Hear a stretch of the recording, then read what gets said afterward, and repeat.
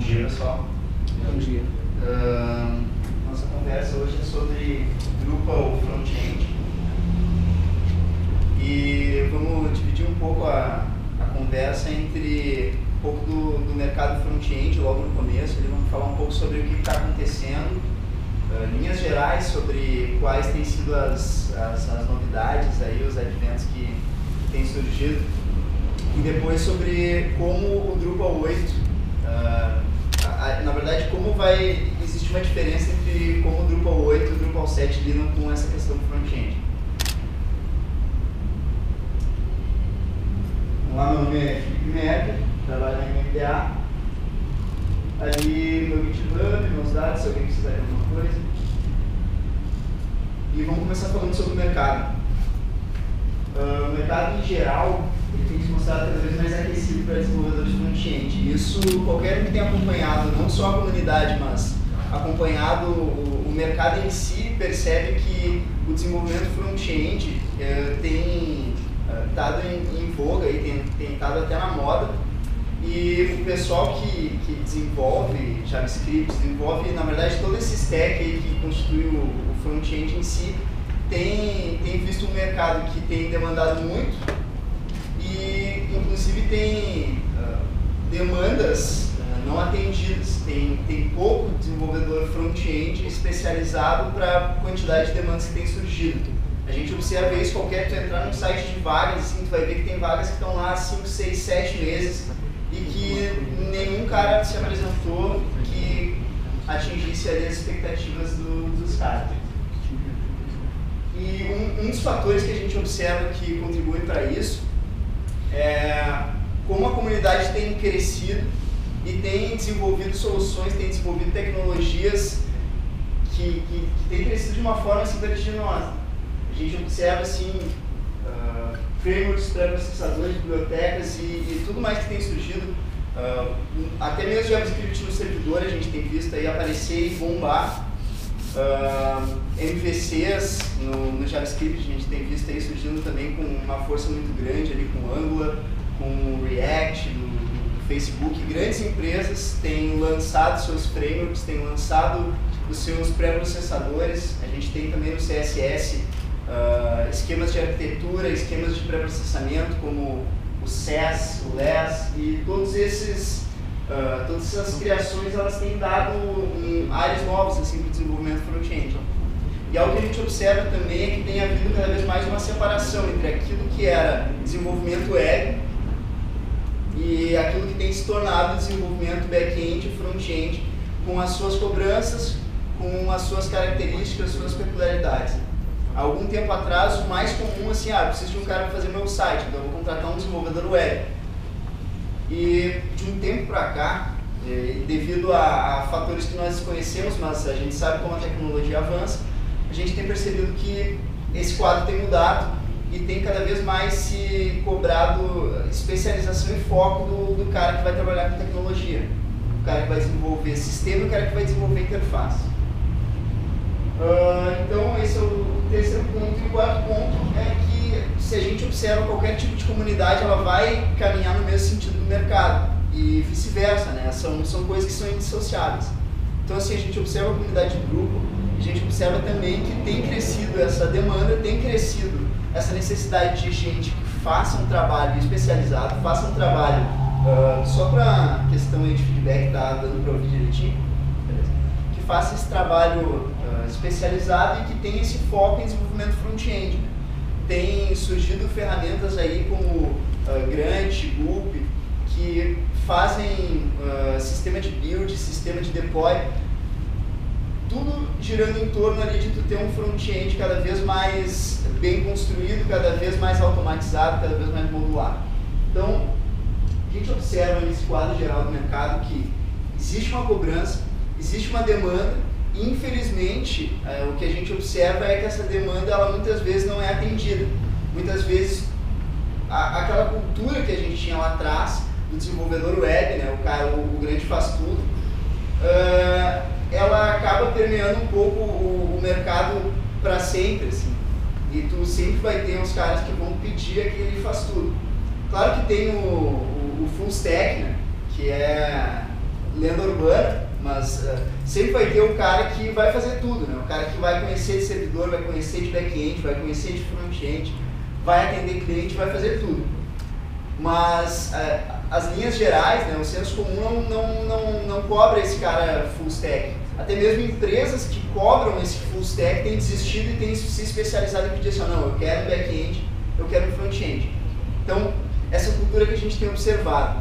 E até no próprio front-end, como um quadro, assim, a gente tem observado que também tem surgido essa divisão e, inclusive, a gente conversa até em termos de, no futuro, ter uma separação dentro do front-end, do cara que vai ser o arquiteto, o cara que vai trabalhar com a arquitetura de JavaScript, a arquitetura do sistema front-end, e o cara que vai trabalhar com operacional, com estilização, com construção. E a gente tem observado isso, né? Tu pega um Angular da vida, tem muito back-end que trabalha com Angular. Tem muito back-end que está aí. Opa!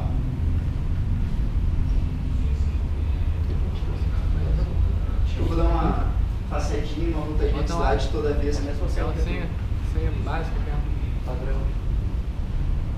Ah, eu não sei qual é a senha padrão que tu tá falando lá. Será que foi? Não foi, né?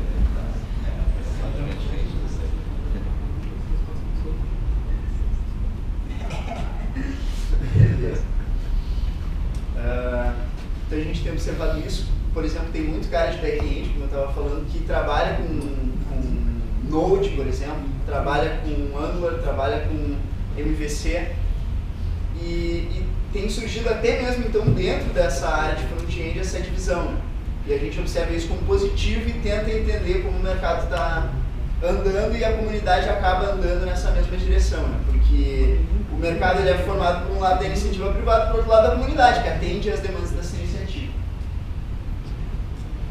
Aqui são só linhas muito gerais, muito superficiais para a gente entender um pouco sobre essa demanda. Isso aqui são dados daquela ferramenta do Google, Trends, isso. E sobre pesquisa sobre algum tema, né? E ali eu coloquei dois temas como Front-End Developer e PHP Developer. Essa linha do PHP, ela vai seguir até lá, quando o Google consegue rastrear mais ou menos na mesma medida. Até que, desde que a gente se dá por gente, tem essa demanda pelo programador PHP. Só que essa linha do front-end ela vai morrer lá em 2009, por aí. Ela não existe mais de 2009 para trás. E ela vem crescendo. E aí a gente tem as previsões ali, elas estão quase se encostando. O propósito aqui, como essa palestra é para falar de front-end, não é questionar, sabe, o que tem acontecido com a comunidade PHP. A gente sabe que é uma comunidade que bomba, é uma comunidade que está super aquecida. Só que o que a gente tem observado na comunidade front-end é que esse crescimento tem acontecido. Dessa procura pelo desenvolvedor front-end. Claro que eu falo de front-end como um stack, eu não falo de front-end como, por exemplo, o desenvolvedor JavaScript ou o desenvolvedor CSS, diferente do desenvolvedor PHP que eu coloquei ali. Mas é porque o stack de desenvolvimento back-end, ele geralmente vai ser composto ali por uma linguagem de servidor e uma linguagem de banco de dados. Assim, claro que tem as suas particularidades, mas geralmente é esse stack. E o desenvolvimento front-end ele é limitado pelas tecnologias do browser, então ele vai girar sempre em torno de JavaScript, CSS e HTML. Claro que também tem as suas particularidades, mas em linhas gerais é isso. Então assim, o desenvolvedor front-end ele está limitado a essas tecnologias, ele precisa lidar com essas tecnologias, enquanto o back-end ele vai ser cobrado em diferentes linguagens, né? Tem o brother ali que falou de Java e .NET e assim vai. Então o desenvolvedor back-end ele tem essa liberdade maior. Como o Drupal é feito em PHP, eu fiz essa comparaçãozinha ali que em termos de entender profundamente o mercado é uma comparaçãozinha boa, mas só para nós termos ideias assim, em linhas gerais sobre o que tem acontecido.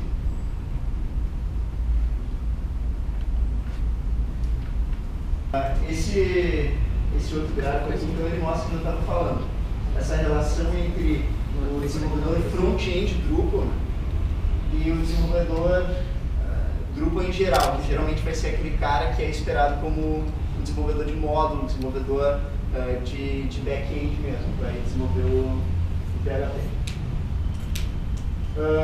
Isso nos mostra o reflexo de uma realidade, né? Isso mostra como as coisas têm acontecido no mercado, só que também, infelizmente, aquela pontinha do iceberg lá no final vai nos mostrar também como o mercado tem evoluído, né? Como tem acontecido de surgir essas demandas especializadas para front-end e surgir todo um quadro, todo um cenário no mercado para esse cara que é o desenvolvedor front-end mesmo do Drupal.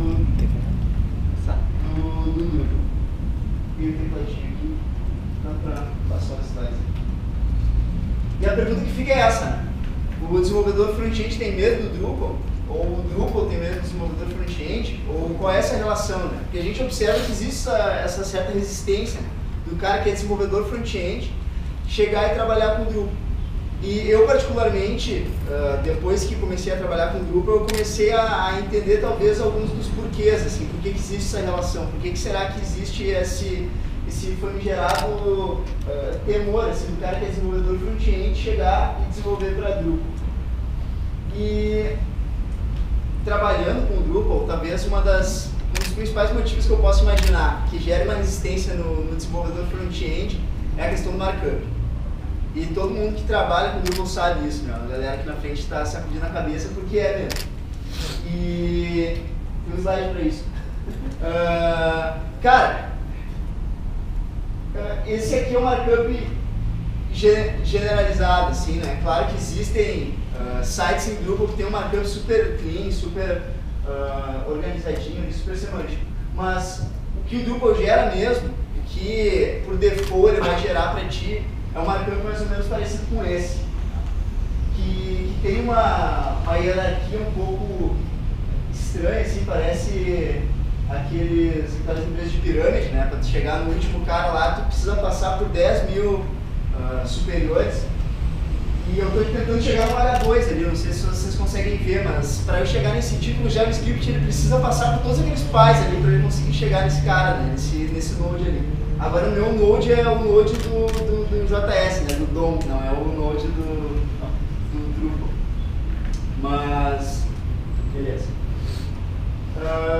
Para tu chegar naquele node, tem 30 mil pais que tu precisa consultar e que tu precisa saber, assim, principalmente se a tua consulta é mais genérica, né? Se não é um get element by ID ali, se tu for fazer uma consulta mais genérica, tu precisa consultar toda essa gente.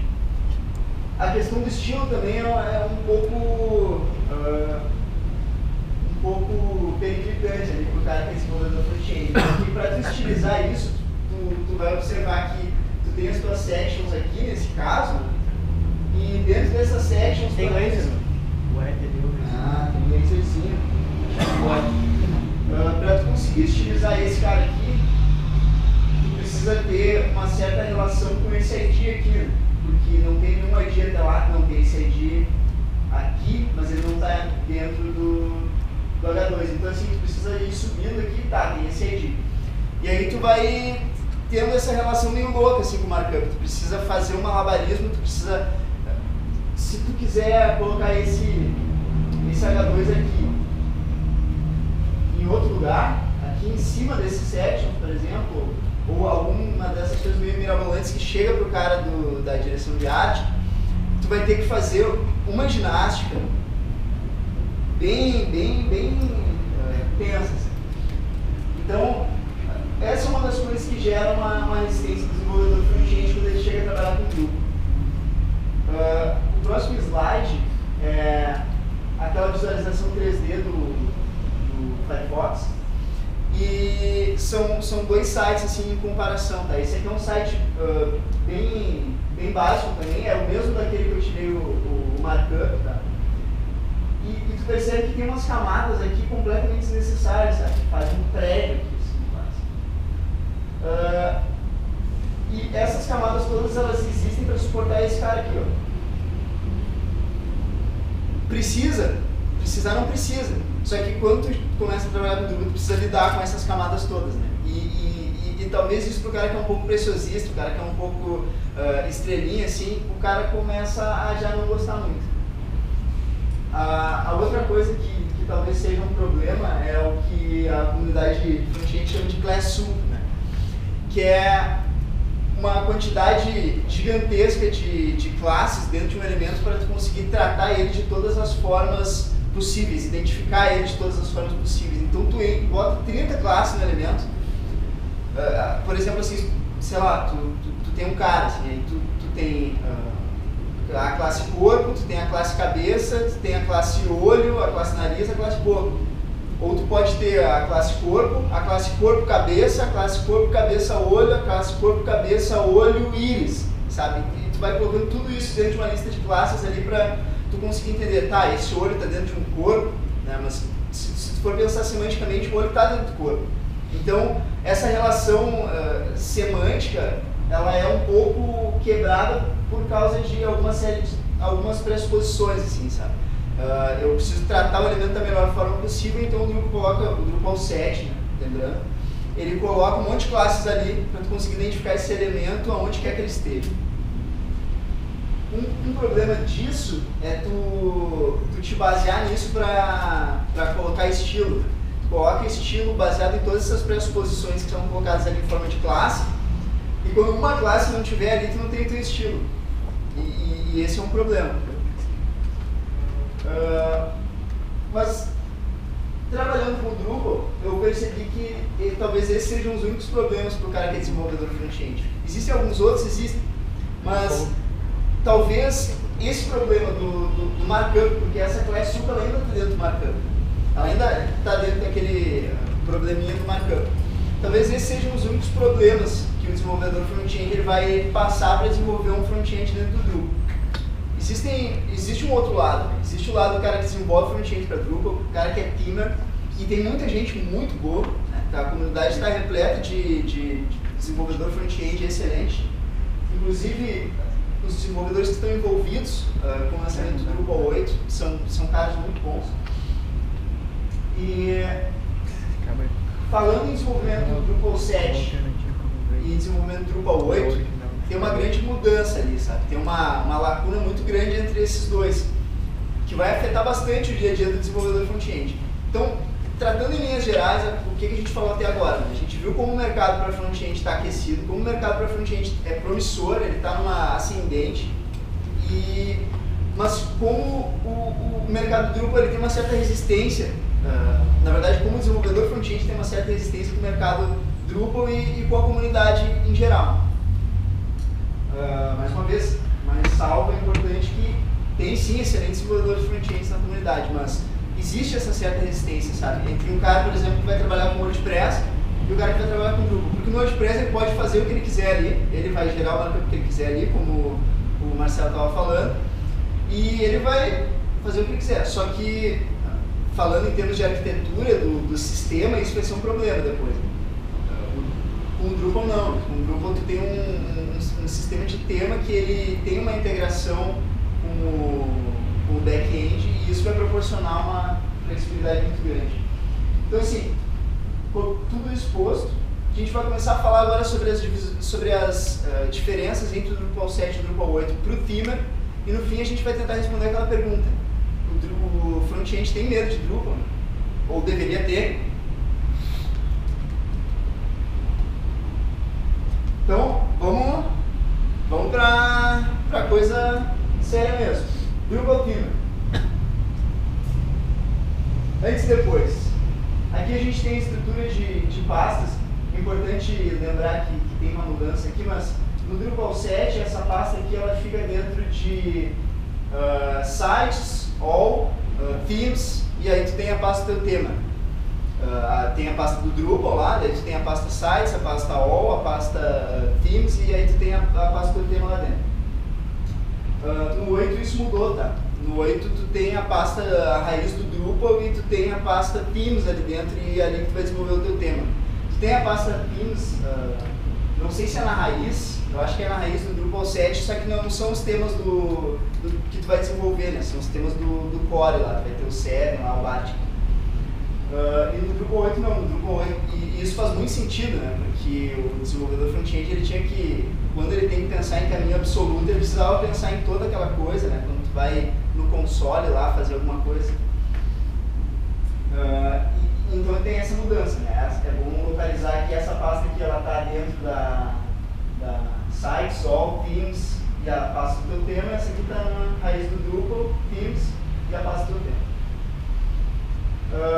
só que são pastas muito semelhantes a essas aqui.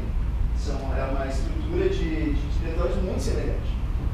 Tu observa que no tocante ao cara que está desenvolvendo, é a mesma coisa. Tu tem a tua pasta de assets, tu tem a tua pasta de distribuição aqui, tu tem, aqui tem um layout que não precisava, na verdade é alguns layouts do Panels ali. Tu tem a tua Node Modules aqui, que vai ser gerado pelo loop aqui, consultando o teu package JSON. E tem a base de templates. Essa aqui é do Drupal, né? Tu tem os dois igual. Então, assim, para o cara que vai desenvolver, o cara que olha assim, o diretório do tema no Drupal 7 e no Drupal 8, ele não vê muita diferença a priori, assim, é basicamente a mesma cara. Só que tem algumas diferenças muito significantes, mudou muita coisa para o cara que desenvolve tema Drupal 7 e tema Drupal 8. A gente vai ver um pouquinho isso. Mudanças desde a configuração até como tu vai lidar com o markup. E aí começa a ficar bom o troço. Como o Marcelo falou, eu também estou muito feliz, cara. Estou muito feliz mesmo dessa chegada do Drupal 8, a gente vai ver por quê. Mas essa basicamente então é a estrutura de pastas e as mudanças que nós vamos observar. Aqui eu tenho theme info e aqui eu tenho o arquivo .theme. Esses dois arquivos, eles... não, perdão. Eu tenho o theme info aqui e eu tenho o info.yaml. Esse arquivo YAML ali, o Drupal 8 adotou porque ele tem uma sintaxe mais humana, assim, depois nós vamos ver o arquivo por dentro, mas ele tem uma sintaxe numa linguagem mais humana, um pouco menos estilo código, assim. Então, o equivalente desse theme info aqui vai ser o nome do tema, .info.yaml. Junto com o template.php, essa mudança também ele vai virar esse .theme aqui. Então, todas as configurações não, o código condicional para tratamento de dados, o código da lógica mesmo, que tu vai passar os dados para a apresentação, vai ser toda feita nesse aqui. Todos aqueles hooks que o Marcelo falou, tu vai poder alterar esses hooks aqui nesse... Antes tu alterava no template, agora tu vai alterar nesse pontinho aqui. Basicamente, essas são as únicas mudanças que nós vamos ver aqui. E também aqui adiciona esse libraries.yaml. Nós vamos ver aqui o que significa. O arquivo .theme, na documentação do Drupal 7, diz assim, ó, que o arquivo templates.php ele é para lógica condicional e processamento de dados de saída. A documentação do Drupal 8 vai dizer que o .theme ele é para lógica condicional e processamento ou pré-processamento de dados de saída. Então, basicamente, eles têm a mesma função, que é fazer essa lógica condicional, o que vai e o que não vai para a apresentação, né? Daí, claro que a gente vai ter a lógica de apresentação lá no arquivo de template, onde tu vai decidir assim, tá, se eu tenho uma página, eu não quero que esse headerzinho aqui apareça. Aí essa é a lógica de apresentação, mas a lógica de tratamento de dados mesmo tu vai fazer no Drupal 7 tu vai fazer nesse template PHP, no Drupal 8 tu vai fazer no .theme ali, o nome do teu tema .theme. Esse é o arquivo por dentro. Acabo de se consolidar aqui um temor que eu tinha, que a gente não conseguisse ver direito esses dados aqui. Mas, basicamente, aqui tu tem um e-book de pré-processamento e eu acho que se apagar essa luz da frente aqui, será que... Deixar aqui, eu acho. Mas aqui da câmera. Não dá não? Ah, tá, beleza. Não, é melhor deixar. É melhor mesmo. Agora melhorou. Melhorou? Beleza. Eu vou explicando aqui o que tem e o pessoal vai tentando identificar ali por mímica. Esse arquivo aqui ele tem um book de pré-processamento, aqui tu tem um hook de pré-processamento. Então, a lógica que fica dentro desse template PHP, para quem já é desenvolvedor, vai ser a mesma lógica que vai ter dentro desse in. Então, basicamente, um é sucessor do outro na mudança ali de paradigma. Esses arquivos .info aqui, antes tu tinha o nome do teu tema.info, agora tu tem o nome do teu tema.info.yaml. Então, esses arquivos todos aqui, eles vão ser os teus arquivos de configuração. Esse arquivo YAML aqui, ele tem como eu falei, uma sintaxe um pouco mais humana. Mas tu vai setar basicamente usando os mesmos índices que tu usava para setar aqui. Tu vai setar os teus dados do tema, tu vai setar os estilos que tu quer remover, isso aqui é uma novidade. Tu pode remover estilos a partir desse ponto info aqui. Tu vai adicionar as tuas libraries e tu vai adicionar as tuas regiões, né? As regiões são como o Core vai entender o teu tema.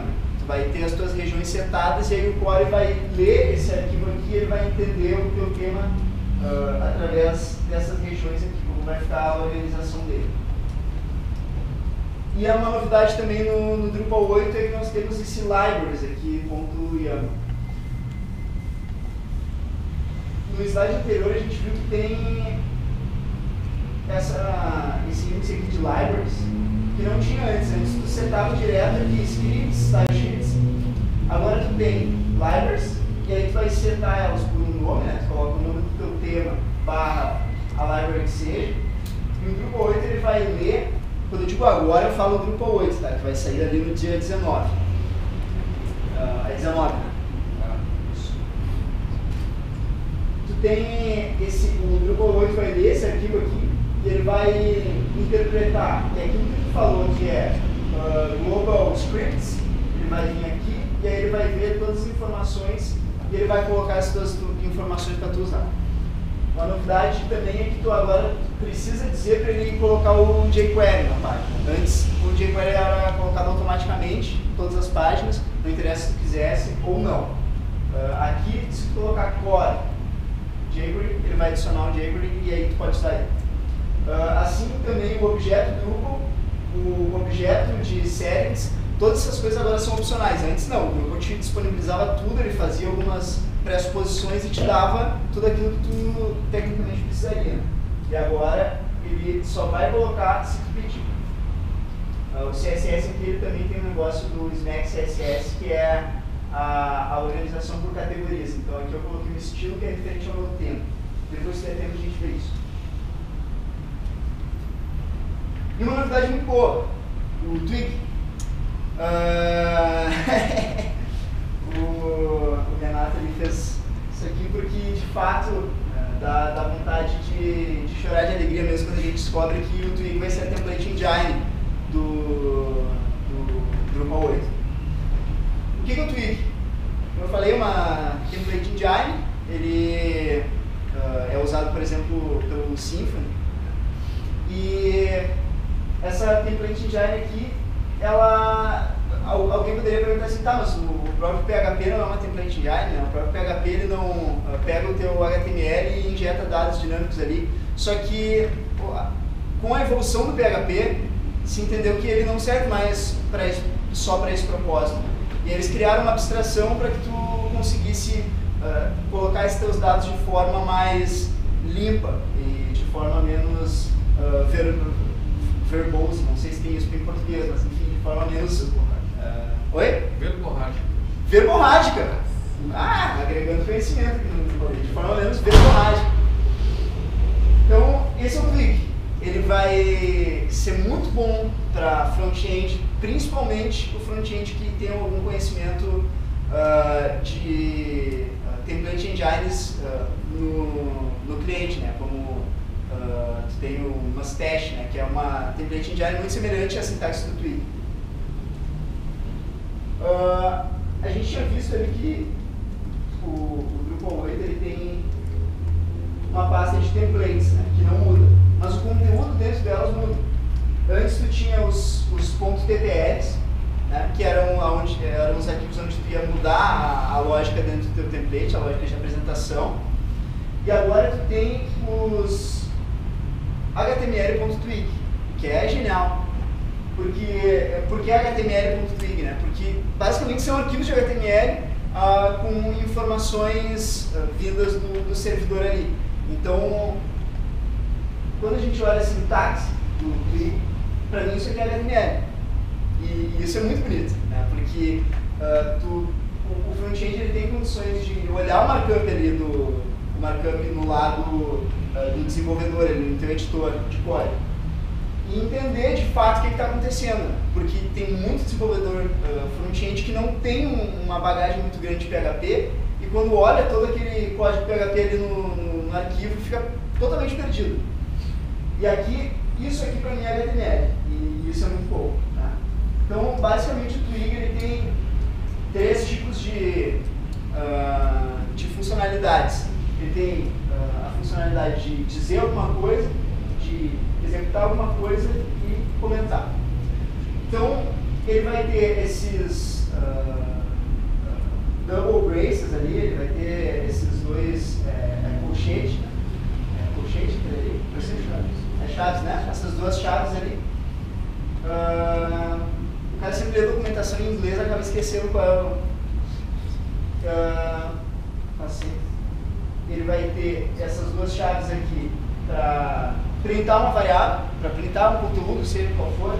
Ele vai usar esse porcento aqui, essa chave e o porcento, para executar algum código, alguma lógica de apresentação, assim, if, for, tudo que tu precisar para fazer uma apresentação mais organizada ali, ele vai executar dentro desse delimitador aqui. E esse aqui, no final, é para comentário. Então, é a chave, tudo dentro do Twig vai rodar dentro dessa chave. A chave porcento, chave hash. Como o Twig lida com valores? Outra coisa muito boa para quem é desenvolvedor front-end é que o encadeamento para tu acessar uma propriedade no JavaScript ele é com o dot notation ali, ele usa o ponto para encadear. No Twig tu também usa o ponto para encadear, né? Então assim, o primeiro ali é uma variável simples, o segundo é uma variável que na verdade é um array ali, um objeto, tu está procurando algum índice nesse objeto. E o último é aquela coisa muito louca que tu comumente vê num código maior e geralmente um código mais antigo, tu vai ver esse tipo de coisa aqui, né? E o Drupal também tem esse unzero aqui, que é indefinido zero, né? Tipo, esse valor aqui ele não é indefinido. E aqui tu consegue acessar ele dessa forma, bonita, uma forma legível, e não precisa mais desse unzero. If else, não sei se vocês vão conseguir ver, mas dentro dessa lógica aqui, tu faz os teus ifs e os teus fors aqui dentro. Então, aqui eu tenho um if simples, né? E tu vai usar, na verdade, também uma linguagem um pouco mais humana. Tu não vai usar aqueles pipes, tu não vai usar aqueles e-comerciais lá. Tu vai dizer assim, ó, se não for página, faz isso. If not, a variável que tu quer, faz alguma coisa. Ou tu pode usar um end, mais uma vez, não precisa dos pipes. Tu vai if, página e also, né? Aí vai fazer alguma coisa para aquela página que é awesome, né? Que é muito, muito massa. Então assim, é uma sintaxe muito mais humana. O for também, tu vai usar o for in, né? Que para quem é desenvolvedor de JavaScript também está muito acostumado com isso. Isso é muito bom, né? Tu vai trazer uma abstração para o PHP que é muito mais legível para o desenvolvedor front-end.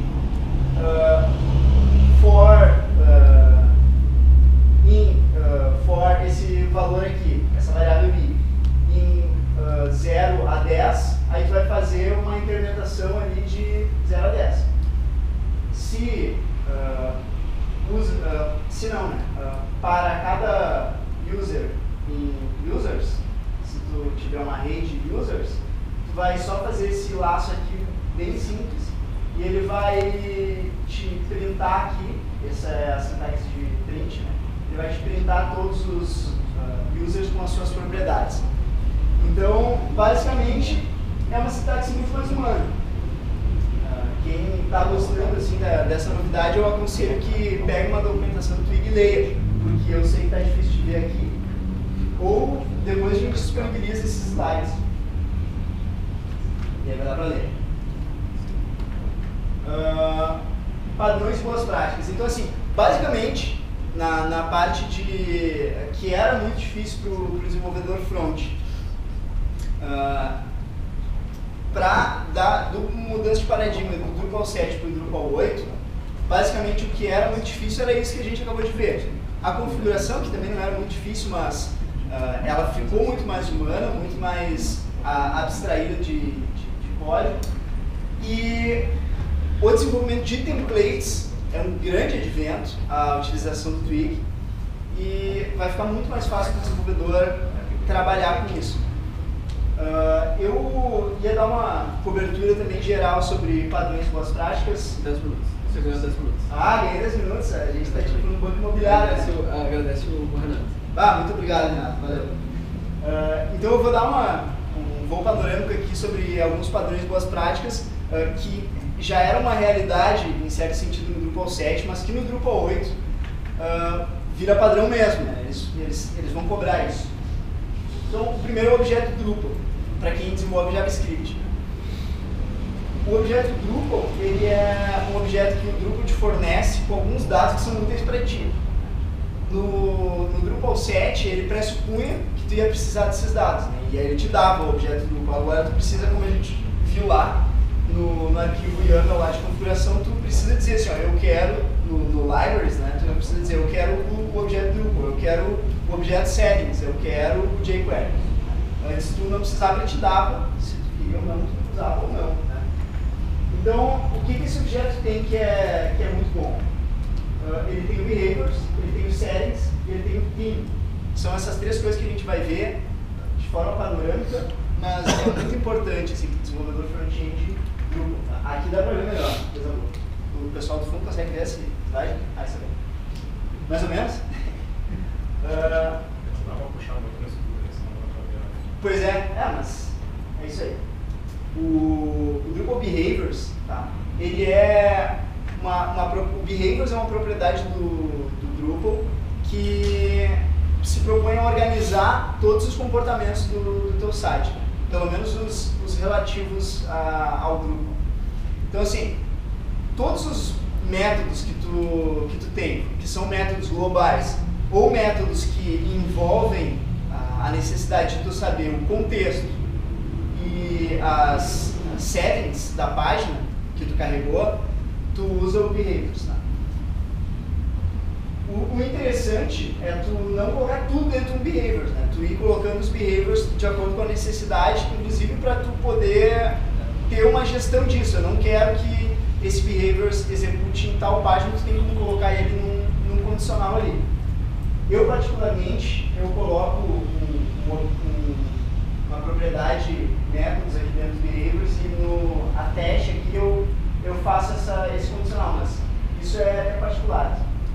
O que é default, assim, que a gente precisa entender aqui é o seguinte: todo o método dentro do Behaviors, aí uma diferença entre método e função, né, que o método ele é ligado a um objeto. A gente tem um objeto e tu fornece os métodos desse objeto, e a função ela é simplesmente um código que tu vai executar através de uma chamada. E aí todo método que coloca dentro do Behaviors, ele vai ser executado dentro desse attach. E esse attach vai acontecer em alguns momentos. O que eu me recordo agora é quando a página carrega, quando um conteúdo em Ajax é carregado na página, e quando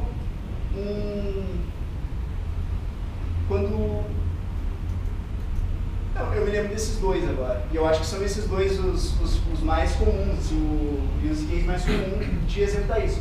Qual é o problema então que acontece?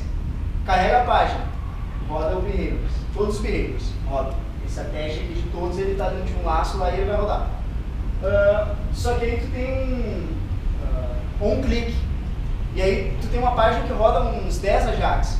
Esse onClick vai ser colocado 10 vezes em todos os elementos que tu determinou ali no teu seletor. Né? Todas as vezes que acontecer um Ajax, esse behavior vai acontecer em todos os casos. E como é que a gente contorna isso? Isso é uma prática muito importante para o cara que é desenvolvedor front Drupal. Tu coloca o context, o próprio jQuery, se tu for olhar na documentação ali dos seletores, ele te fornece esse segundo parâmetro aqui, que é o parâmetro de contexto. Então assim, se eu passar o document aqui, todos os elementos que estão dentro do document, que batem nesse seletor aqui, vão ser chamados. Mas se o meu contexto for, por exemplo, uma div específica, que o Drupal, quando ele executa um Ajax, ele roda esses behaviors, mas aqui no context ele passa o elemento que foi carregado no Ajax, ele vai partir do pressuposto que esse elemento aqui precisa estar dentro do meu contexto. Se não tiver, ele não vai colocar. Então, isso aqui é uma segurança do desenvolvedor para ele não ter, por exemplo, uns 15 gatilhos no mesmo elemento e não executar 15 vezes o mesmo código quando clicar ali. Ficou claro isso? E o Drupal também desenvolveu esse once aqui, que tu pode pedir para ele colocar também, ele está no core lá, pode pedir nas bibliotecas lá para ele adicionar isso. Esse once aqui é um método para tu executar algo, colocar um gatilho em algo uma vez só. Não é que assim, se eu colocar no scroll, por exemplo, só a primeira vez que eu scrollar ele vai executar, né? É diferente do on do jQuery. O jQuery tem o on, que uma vez ele vai disparar e aí ele dá um deattach ali, ele dá um off, e aí ele tira. Mas esse once aqui, ele vai ser colocado o gatilho uma vez e o gatilho fica lá. Quantas vezes tu rodar ele? Se for um scroll, toda vez que tu der scroll vai estar lá o teu gatilho. Mas ele só coloca esse gatilho uma vez. Então assim, isso aqui é uma segurança dupla pro cara. Ele coloca dentro do contexto, ele coloca esse once uma vez só, fechou. Esse context aqui, então, ele é o contexto, e esses settings é uma coisa muito legal do Drupal, e eu aconselho aí ao pessoal trabalhar bastante com settings, que é configurações que tu consegue passar do back-end para o front-end, através de um JSON que ele coloca na página, JSON não, um objeto mesmo, JavaScript ele coloca na página lá, e vem configurações do back-end para o front-end. Depois, a função theme, então, essa aqui é o behaviors, tem esse método theme, que é muito interessante, que ele é pouco usado, a gente percebe, mas ele deveria ser mais usado. Todo método que tu for utilizar criação de conteúdo pelo JavaScript, criação de objetos pelo JavaScript, é aconselhável que tu use essa função aqui, esse método theme, tá? Que ele vai retornar para ti um markup. Então tu vai organizar dentro de várias funções theme todos os métodos que tu precisa chamar algum conteúdo que tu vai colocar na página. Então aqui, esse exemplo aqui, ele só gera um hello world dentro de um parágrafo, e aqui ele gera um hello, e aí tu passa 2 parâmetros para ele vai executar. Aqui embaixo a gente roda esses dois, tá? Não importa onde estiverem esses caras aqui, eles estão dentro do objeto Drupal, né? E aí tu pode acessar eles de qualquer lugar. E aí, Drupal.theme e o nome do teu método, que é exemplo no caso, ou Drupal.theme e o nome do teu método e os parâmetros. Tá? Tu pode passar um array aqui ou seja o que for. Muito importante, tá? Toda vez que tu for criar markup desenvolvendo algum tema, usa a função theme, que ela é uma forma de organizar o teu código e deixar o teu código mais reutilizável e modular. Só uma diferença então entre Drupal 8 e Drupal 7, que o Drupal 7 tu tinha que estender o protótipo aqui do Drupal Theme. Sabe-se lá por que eles fizeram dessa forma, mas eles consertaram isso no Drupal 8, tá?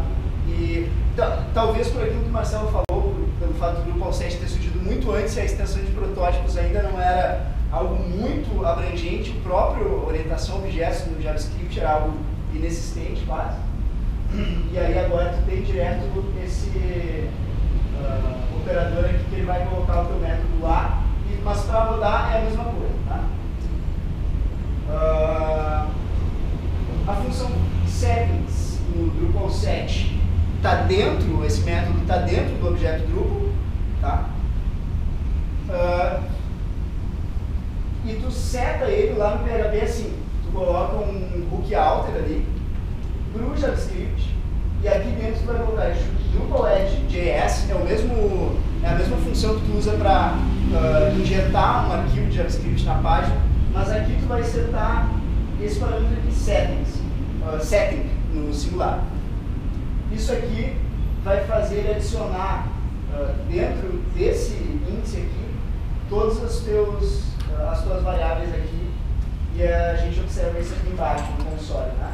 Então toda vez que tu quiser passar alguma coisa do back-end para o front-end, tu não precisa fazer coisa bizarra, assim, que muitas vezes a gente tem que fazer quando não tem essa funcionalidade, né? O Drupal te dá isso, isso é muito útil. Assim. Quem trabalha com front-end sabe quão útil isso é, poder passar algo de forma simples e organizada e padronizada do back-end para o front-end. No Drupal 8, muda.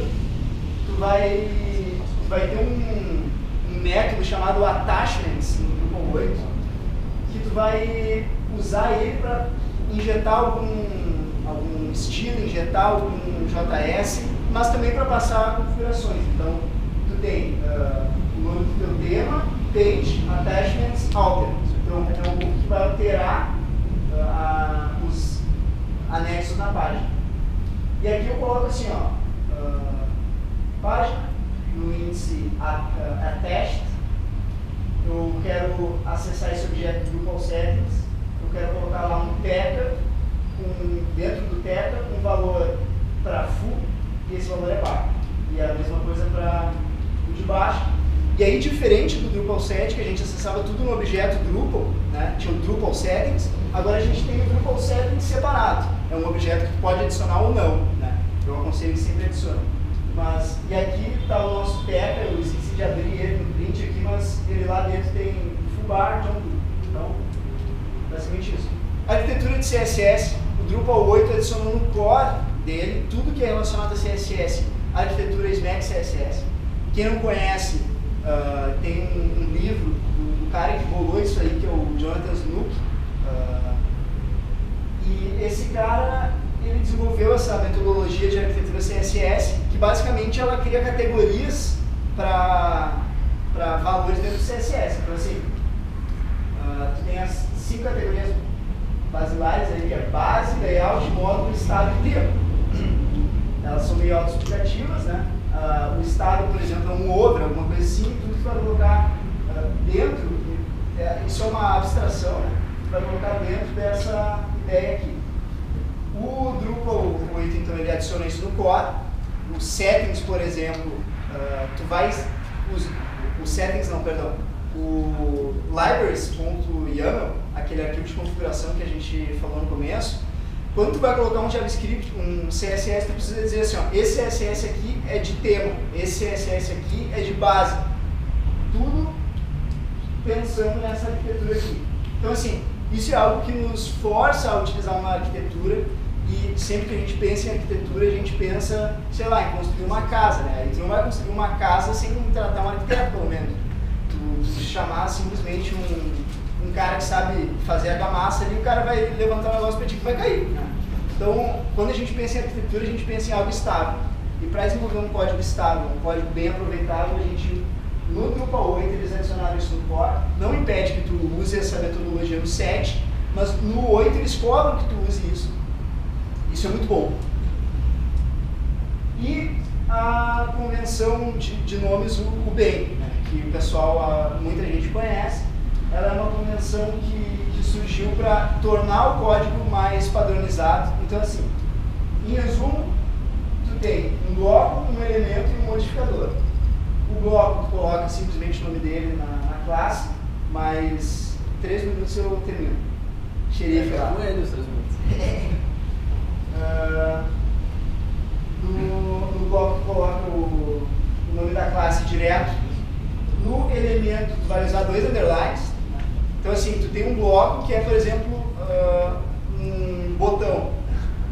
E aí tu quer, por exemplo, que esse botão seja um botão de preço dentro de um e-commerce. Aí tu tem assim, ó, classe botão, que vai ter os valores de CSS para todos os botões. Aí tu vai estender esse botão para quando tu quiser que um elemento seja um botão de preço. E aí tu coloca botão, underline, underline, preço. Aí tu coloca ali os valores de CSS para um botão de preço. E aí eu quero que na home esse botão seja laranja e na página de produto seja azul. E azul e grande, para o cara comprar mesmo. Então eu coloco botão, traço, traço, laranja. Ou eu posso botar botão, underline, underline, preço, traço, traço, laranja. É um modificador desse botão, ele vai estender e vai modificar. Basicamente essa convenção, ela é utilizada no core do Drupal 8 e ela é amplamente incentivada para o desenvolvedor, assim como o Smack CSS. Então assim, tu tem essas convenções todas em torno do estilo e isso vai te ajudar a ser um front-end melhor. Porque quando tu não trabalha com alguma ferramenta, com algum framework, com alguma coisa que te cobre isso, tu vai usar o que tu quiser. Cada um usa a convenção que quiser, cada um usa o framework que quiser, e aqui todas essas coisas elas são incentivadas, não são muitas delas cobradas, mas incentivadas. E aí nós chegamos aí ao fim, e esse aqui é um overall aqui de tudo que a gente falou. Então assim, aquele problema do markup hell, que é um markup abissal assim, para chegar até algum elemento, no Drupal 8, via de regra, ele tende a terminar. Porque tu tem uma engine de templates muito mais própria para gerar esse markup. Tá?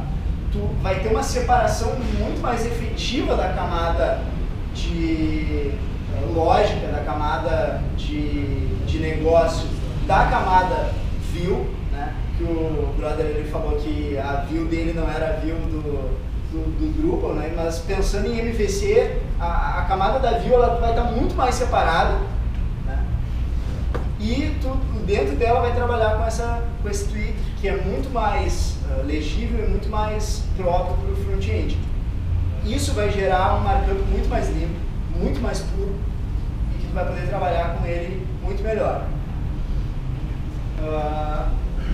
No Drupal 7 e no Drupal 8 a gente tem essa API de JavaScript, uma API para acessar as configurações e o contexto das coisas que estão acontecendo no Drupal. Isso é muito bom para o desenvolvedor front-end, tu ter esse tipo de relacionamento com o CMS, né? Porque quem conhece CMS vários, assim, sabe que é muito difícil ter uma API muito boa assim, para te relacionar com o que está acontecendo no servidor. O Drupal tem essa API. E essa API ela é pensando em módulos, sabe? Ela é pensando em método e ela te ajuda a escrever um código mais modular, um código mais reutilizável. O próprio objeto Drupal, tu colocando teus behaviors ali, tu sabe que se tu precisar de um behavior em duas páginas diferentes, tu não vai duplicar aquele código, tu vai chamar aquele behavior. O Drupal 8 também ele traz esses Smack CSS e o Bem, que são duas convenções maravilhosas e te puxam para ser um desenvolvedor front-end melhor, te puxam para ser um cara que desenvolve um código mais reutilizável, um código mais modular, mesmo no estilo. O Smack CSS ele pensa em módulos, ele é uma arquitetura de modularização de CSS. Então assim, todas essas coisas elas nos levam a questionar assim, será que o cara que pensa no Drupal como aquele cara que gera um markup diabólico, assim, ele está certo? Talvez não. Talvez o fato dele gerar um markup, mesmo o Drupal 7 tem alguns módulos da comunidade que ajudam a controlar esse markup. O Fences é um, né, que vai te ajudar a gerar um markup um pouco mais limpo. E será que esse cara tem razão? Aquele cara lá do começo que a gente perguntou, né, o front-end tem medo de Drupal? Acho que se tem, não deveria ter. Porque, como um todo, assim, a função de desenvolver tema para Drupal, ela é uma função que, entre prós e contras, te leva a ser um front-end melhor, né? Te leva a ser um front-end mais profissional. Aí tocou ali o sinal para encerrar a apresentação. Então, assim, cara, tem medo. Se tem, não deveria ter. O front-end é uma ótima ferramenta, o Drupal é uma ótima ferramenta para desenvolver front-end. E a gente cobriu, em linhas gerais, as mudanças entre Drupal 7 e Drupal 8. Então, se alguém tem alguma pergunta, vai ter que ficar para depois, porque não tem tempo para responder pergunta.